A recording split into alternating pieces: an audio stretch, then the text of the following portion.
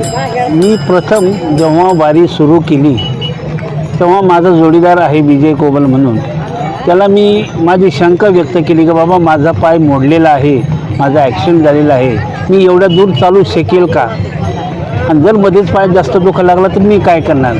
त्यांनी हमी करीत यांनी शब्द दिला मला की जर तू चालू नाही शकला तर मी तुला गाडीमध्ये घेऊन जाण्याची व्यवस्था करेन. त्याच्या आशेवर मी पंढरपूरला यायला निघालो. 4 कोस 2 कोस 6 कोस असं करता करता माझा पाय एवढा दुखायला लागला, माझी मनस्थिती एवढी बिघडली की मी सारखं त्याला म्हणायचो की बाबा रे माझा पाय दुखतो, मी चालू शकत नाही, बाबा रे माझा पाय दुखतो, मी चालू शकत नाही. त्यांनी काय केलं, त्यांनी काही नाही केलं.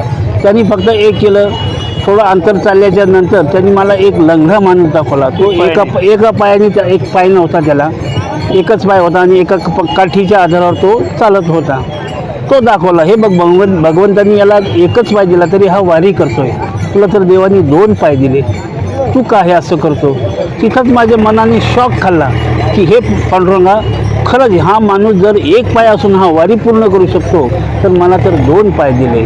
अजून चालता चालता थोडंसं दूर गेलो आणि एक माणूस, म्हणजे त्याला पायच नव्हते, तो जेवायचा जो पाट असतो त्या पाटावर तो खरकत असं चालला होता.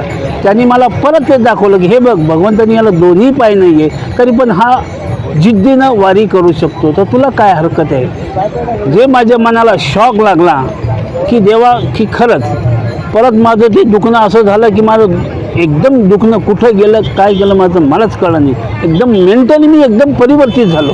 हा माझा खरोखरचा अनुभव आहे. परत मी आता 6-7 वर्ष झाले तरी कधीही माझा पाय दुखला नाही.